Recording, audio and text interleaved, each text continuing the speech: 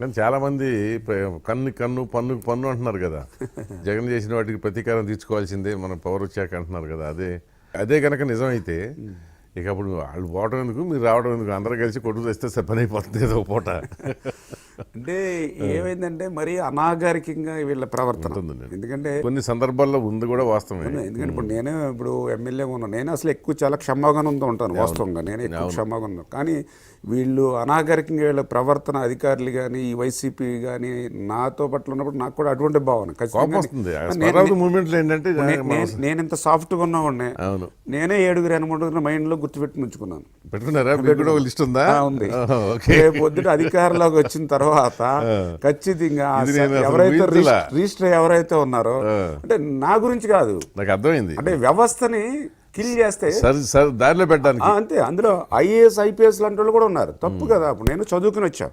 ఇప్పుడు నేను కూడా యూనివర్సిటీలో ఉన్నప్పుడు నేను ఐఏఎస్ కాంపిటేటివ్ సక్సెస్ రివ్యూలు తెచ్చుకునేవాడు, స్టోరీలు చదువుకున్నాడు. కాకపోతే పాలిటిక్స్ లో ఉండడం వల్ల ఇంకా దాని మీద దృష్టి పెట్టలేక అవ్వాలనుకునేవాడు, ఐఏఎస్ అవ్వాలనుకునేవాడు. కానీ అంత టైం పెట్టలేకపోయాడు. నాకు ఐఏఎస్ ఐపీఎస్ అంటే అంత ఇంట్రెస్ట్, గౌరవం. కానీ ఈవేళ ఇంత అన్యాయంగా ఒక డీజీపీ ఏపీలో ఐఏఎస్ ఇప్పుడు ఉన్న ఐఏఎస్ చూసాక ఇంకా ఐఏఎస్ అవ్వడం కూడా ఇప్పుడు అదే ఆ టైంలో ఇప్పుడు అదే అంటున్నాను నేను. వీళ్ళు వ్యవస్థలు ఓకే, ముఖ్యమంత్రి అంటారా, ఇప్పుడు ఆయన మనస్తత్వం అంటే. కానీ మీరు ఎందుకంటే నాకు తెలుసుంటే బ్రిటిష్ వాళ్ళు తీసుకొచ్చిన వ్యవస్థను ఈరోజు కూడా కంటిన్యూషన్ సివిల్స్ ఎందుకు తీసుకున్నారంటే, అదే స్టేట్ నుంచి ఎంప్లాయీ తీసుకుంటే ఈ గవర్నమెంట్ వీళ్ళు పొల్యూట్ అయిపోయి ప్రజలను ఇబ్బంది పెడతారు. అట్లా డిఫరెంట్ స్టేట్స్ నుంచి తీసుకుని వస్తే కనీసం వ్యవస్థను కాపాడతారనే మంచి ఉద్దేశంతో తీసుకొస్తే వీళ్ళు కూడా వీళ్ళ స్వార్థం కోసం ఏమవుద్దంటే ఒక డిసిషన్ చెప్పారు, రాంగ్ డిసిషన్ సీఎం కాదంటారు, పోనీ ఏదో సెకండరీ పోస్టులు వేస్తారు, అంతేకాని నీకేం ఉద్యోగం ఏం పోదు కదా. ఎందుకు అంత దిగజారిపోయి జీతం వస్తుంది అంత ర్యాంకులో ఉండి. నేను ఇప్పుడు పేరు ఏదో మర్చిపోయా కానీ ఒక ఆయన చీఫ్ సెక్రటరీ ఉండేవాడు, ఇప్పుడు గుర్తురాట్లా, పివి నరసింహారావు సీఎం. ఏదో విజయవాడలో గొడవలు, ఆయన బై రోడ్డు వెళ్ళాలని ప్లాన్ చేసాడు. అప్పుడంటే ఇన్ని విమానాలు గొడవలు లేదు కదా. ఫోన్ చేసి సిఎస్ నో వద్దన్నాడు, ల్యాండ్ ఆర్డర్ బాగాలేదు, ఇట్స్ నాట్ అడ్వైజబుల్ అన్నాడు. వెళ్తానన్నాడు. ఆయన కింద దిగేశాడు, తన ఛాంబర్ నుంచి దిగేశాడు, కార్ దగ్గరికి వచ్చేసాడు, వెళ్తానన్నాడు. చీఫ్ సెక్రటరీ సింపుల్గా ఒకటే మన డ్రైవర్ని గెట్అవుట్ ఫ్రమ్ కార్ అన్నాడు. డ్రైవర్ని గవర్నర్ దిగేసి వెళ్ళిపోయాడు. ఈయనేంటి అది అన్నాడు, డ్రైవర్ వర్క్స్ అండర్ మీ అన్నాడు సిఎస్. ఈయన వెళ్ళిపోయాడు పైకి. వెళ్ళిపోయి తర్వాత మరి ఎవరు చెప్పుంటారు అసలు పరిస్థితి అయ్యింది, ఆయన పిలిచి విపరీతంగా అప్రిషియేట్ చేశాడు. సో అలాంటి వాళ్ళు ఈ రాష్ట్రంలో పనిచేశారు సిఎస్లుగా.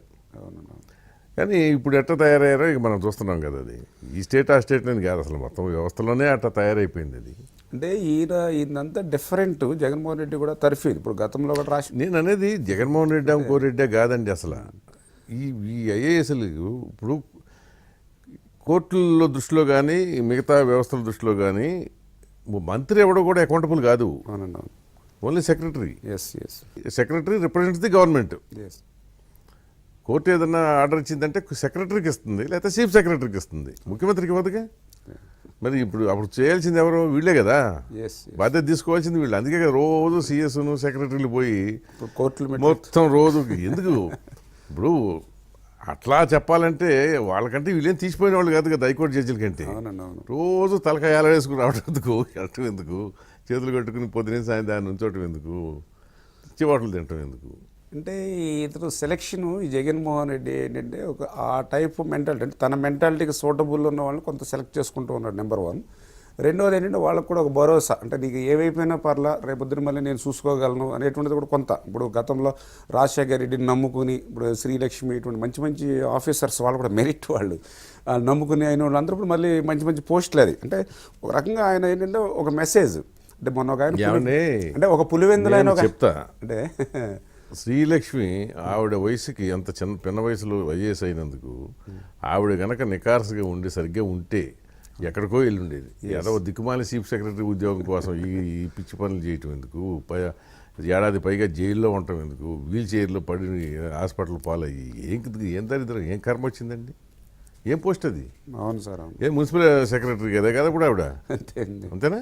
ఇప్పుడు మళ్ళీ సిఎస్ అన్నారు కానీ మరి ఇంకా ఇప్పుడు ఇప్పుడు ఏదో సదాశివగౌడ్ లింగంలో బోర్లింగం అన్నట్టు ఈ సిఎస్ పరంపరలో ఆవిడ ఒక సిఎస్ అయితే అవుతుంది. ఏంటంటే ఆ సిఎస్ ఇదివరకు సిఎస్ అంటే సిఎస్ఏ. అంతే, వీళ్ళు కోర్టులు మెట్లు ఎక్కే పరిస్థితి అంతే. ఇప్పుడు DGP home guard CS attender లాగా తయారైతే ఇంకా దానికి విలువ ఏమిటి చచ్చింది ఇంకా అది లేదండి. అట్లా అందుకని అదేంటంటే అది వ్యవస్థని పునరుద్ధరిస్తేనే మీకైనా కూడా రేపు అవునండి. ఓకే ఈ గవర్నమెంట్ మారింది, వ్యవస్థలకి వాటికి ఉన్న ఔన్నత్యం నిలబడింది అనేది వస్తేనే మంచి పేరు వస్తుంది. ఎస్, మీరు అన్నట్టు 10 ఏళ్ళు ఉంటామా, 15 ఏళ్ళు ఉంటామా, 20 ఏళ్ళు ఉంటామా, అది కాదు ముఖ్యం. ఓకే. ఉన్నప్పుడు ఏం చేసాం ఎస్, అంతే కదా. ఇప్పుడు ఊళ్ళల్లో మనం ఏమంటారండి, ఎంతకాలం బతికేమని కదరా, బతికినప్పుడు ఎట్లా బతికావు అవునండి, అవును. అనేది కదా అడుగుతారు. అంతే అంతే అంతే. సింపుల్ అదే.